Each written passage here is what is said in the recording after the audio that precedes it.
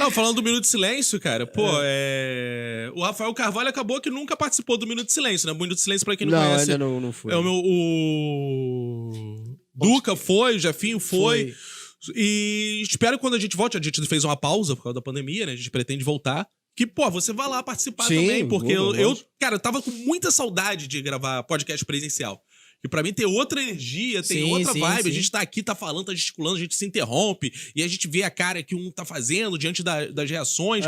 Isso dá uma vida muito maneira. E é ótimo eu acho ótimo esse florescer do podcast, né, cara? Que hoje todo mundo tem um podcast. E eu acho isso maneiríssimo. Então, vida longa o podcast. E tô feliz de ver amigos também da comédia fazendo, né? Porque e você foi um dos primeiros mesmo, né? Antes de Flow até, de Podpah, você já fazia... Tem quanto tempo um Minuto de Silêncio? Cara, então, um grande crédito tem que ser dado ao Roberto, né? Que é o meu sócio no Minuto de Silêncio. Porque o Roberto é uma pessoa bem mais tímida que eu, né? Então... mas é sempre bom lembrar que o Roberto, ele tá ao meu lado fazendo esse projeto, tudo isso. Foi o cara que me ajudou e que é meu amigo de infância, né? E a nossa ideia, o Minuto de Silêncio deve ter o quê? 7, 8 anos, por aí. Os 7 anos, né? Ele surgiu junto com o Zorra. O Zorra deve ter isso, né? O Zorra novo. O novo que já também não é mais novo, né? Já nem é mais, na verdade. Já passou. Então, cara, eu e o Roberto, a gente era fã de rádio, assim, a gente não pensava nem mais na vibe podcast. E, cara, a gente já existia um podcast há muito tempo. Porque isso aqui, pra mim, é muita coisa de programa de rádio. Exato. O que a gente gostava é isso. Então, assim, o podcast surgiu na nossa vida nesse sentido. A gente ouvia a rádio, ouvia o show do Francisco Barbosa, Maurício Menezes, Hélio Júnior, Plantão de Notícias. A gente adorava programas de futebol, né? Paulinho, Aston Rodrigues, que sempre tem um quê de comédia, sempre era inserido a comédia. O rock bola lugar. O rock bola, pô, eu trabalhei com o Vaguinho no Zorra, do rock bola. Verdade. Porra, que é foda quando você trabalha com alguém que você... Pô, eu ouvia rock bola... moleque. Eu muito Exato. também. Então, assim, no ensino médio, porra, eu me tornei amigo do Vaguinho. Também. Cara, eu lembro a primeira vez que eu vi o Vaguinho, eu tava em São Januário e ele tava lá, comprou uma camisa do Vasco e tal, e eu falei, cara, o Vaguinho do Pop Bola. Eu não imaginei que fosse trabalhar com ele tempo depois. E o Vaguinho nem é tão mais velho assim que eu. Mas é engraçado esses encontros, né, cara? Que você um dia tá ali como ouvinte, outro dia você tá participando. Isso é maneiro pra caraca. Cara... E aliás, pra mim essa conexão sempre foi estranha. Depois do Vaguinho ser roteirista do Zorro, eu falei, porra, o Vaguinho era o vascaíno do Rock Bola. O que ele tá fazendo lá? E ele foi do Tá No Ar também. Isso é legal. Não, isso é legal. A minha conexão é o Vaguinho vascaíno do Rock Bola. O Vaguinho, pra mim, é um dos melhores roteiristas de humor popular no sentido popular que a gente tava falando aqui, né? Não no sentido farsesco. Popular no sentido de ele consegue falar pra multidões. Ele é um cara que sabe ficar de futebol. Ele é um cara que, porra, pega trem. É um cara que, porra, conhece a Zona Norte. Ele é um cara foda. Eu acho que falta gente que, né, cara, que conheça com propriedade o povo que fala. Gente que gosta de estar no povo. Não seja a galera bolha Zona Sul do Baixo Gado. Só isso, não é possível. Vou botar meus amigos aqui, porra, só do tablado pra fazer. E aí fudeu, cara. Aí fudeu, é isso. Mas é isso, cara. Mas é um trabalho a se fazer, né? É um trabalho, assim. Tem gente que nasce com o cu virado pra lua, né? Tem muitos privilégios. A gente tá o tempo inteiro esmurrando uma bolha pra falar, cara, eu quero o meu lugar. E que eu sou bom pra fazer isso também. Eu sei fazer isso também. Eu quero o teu lugar. E eu não tenho vergonha nenhuma de dizer não. Eu olhar pra pessoa e falar, eu quero o teu lugar, Playboy. É isso que eu quero mesmo. Eu quero, porra, falar assim, cara, você só tá aí porque você é filho de tal pessoa. Eu quero tá aí porque eu mereço fazer essa porra. Eu estudo pra caralho comédia e eu quero escrever comédia. Porque eu tô me dedicando pra fazer isso. Eu não tenho nenhuma vergonha em falar que, cara, gosto de comédia, quero escrever comédia, quero trabalhar com isso a minha vida inteira. Não tenho problema nenhum com isso. Mas aí, voltando. Então é legal, porque essa coisa desses cruzamentos, tal, do Vaguinho. E a gente tinha essa influência, né? E a gente pensou, cara, como a gente vai juntar esse mundo do podcast novo, que vocês até na apresentação falaram, caraca, o Caco talvez seja o primeiro que fez podcast de comédia. Cara, que eu tenho conhecimento também, desculpa se você... Que assim, propriamente, que o único exclusivo sensório de comédia que eu conheço foi o Minuto de Silêncio. Porque tinha outros que assim, mas fazia isso e tal. Tinha uma graça.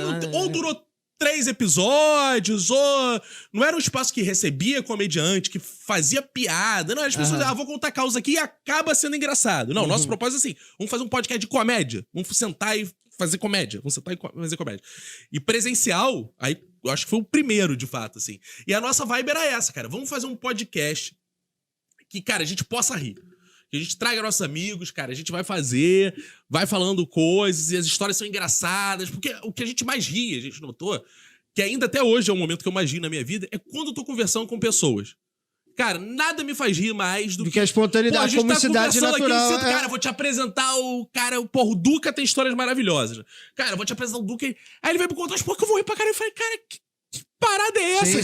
Sim. É engraçado o jeito que a pessoa... Eu adoro conversa. Acho que conversa é muito engraçado. E o Seinfeld fala uma coisa muito engraçada que ele comédia em caixa, né? Que ele fala assim, cara, quando eu chego numa festa, eu vejo onde tem outro comediante pra gente ficar conversando. E a gente fala de comédia, ele me conta as histórias. E o Minuto de Silêncio era meio isso. A gente chamava, né? No começo amigos, a gente começou a chamar. Só que aí, cara, começou a crescer de audiência, aí a gente chamou um amigo que é comediante, que já fala, cara do caralho, você tem que trazer não sei quem. Aí traz outro. E tu tá vendo, cara? Tu tá trazendo a galera que trabalha contigo, que trabalha com comédia. E nosso intuito no Minuto de Silêncio, esse que eu acho que foi uma sacada legal, que a gente levava pessoas, muitas vezes, pra falar que assuntos que elas não falavam. Então, cara, vamos levar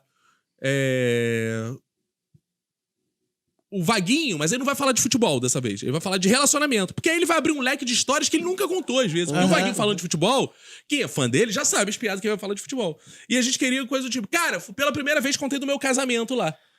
Então isso era maneiro. Claro que muitas vezes é muito difícil você levar uma pessoa, ainda mais quando ela chama a audiência com aquele assunto, e você conseguir deslocar. Nem sempre conseguimos fazer isso. Mas sempre que a gente podia... Cara, vamos tentar... levar pra um outro caminho. Levar pra um outro caminho, né? Porque às vezes a pessoa vem muito na expectativa também, né? Sim. Mas eu acho que o podcast acaba acontecendo isso meio que naturalmente. Que um bate-papo nunca é monotemático. Exato. Você nunca fica num tema... Ainda mais num bate-papo de 2h30, 2 horas. Se a gente... Uma hora a gente tá falando de humor, daqui a pouco já estamos falando de política, de vacina, de não sei o quê. Acho que é um pouco isso que é bacana nos podcasts. A forma como vai fluindo, é uma fluidez natural. Sim, e assim, eu e o Roberto, a gente tinha uma obsessão no Minuto de Silêncio, que isso é uma das coisas que eu, né, sendo autoelogioso, mas que eu mais gostava de fazer, que a gente pensava coisa assim, cara, vamos pensar agora uma parada que ninguém fez ainda na podosfera. Claro que a gente tá pensando 6, 7 anos, é mais fácil fazer isso do que hoje, que já todo mundo tá fazendo tudo. E a gente surgia com temas do tipo, cara, a gente tem que arrumar 2 casais de ex que já terminaram assim, não se falam, e vão trazer eles pra debater a relação aqui. A gente levar, que acho que é o episódio que tem mais audiência até hoje. Caralho. Cara, a gente ficava... As pessoas viam que era genuíno porque tinha aquele constrangimento da pausa, assim, do tipo... mesmo que seja só áudio, sabe? Assim, E não existe nada mais cômico do que o constrangimento genuíno. Você tava citando The Office, né? Essa coisa constrangimento. Então tem um que a gente fez minuto de pessoas preferenciais. Aí a gente levou uma gestante, a gente levou uma idosa, levou um cadeirante, que é o Paulo Fabião, que é comediante, pra falar de pessoas preferenciais do tipo, porra, não me dão lugar e não sei o quê. Cara, eu não lembro de ter visto um podcast só com gente que é preferencial na fila, falando das merda que de tal, e as pessoas não dão lugar. Tá, era só isso, falando das paradas, das confusões. Cara, então era muito divertido que a gente ficava inventando essas merdas, assim, do tipo, porra, vamos fazer isso. Então, enquanto todo mundo tá falando do novo filme do Batman que saiu, que podcast nessa época tinha muito essa vibe nerd. A gente, porra, tava cagando pro filme do Batman. Nem sei quem é o Batman, se é o Bruce Wayne ou se é o... o Clark Kent. Caio Se é o William Bonner, sei lá, eu tô cagando pro Batman, cara. Eu queria saber disso, dessas coisas assim e tal. Só falando que como roteirista eu tenho que saber quem é o Batman, né? Porque, pô, o cara é roteirista, sabe? Claro que eu sei que não, é só uma piada, tá, gente? Pelo amor de Deus. Falei, Caio.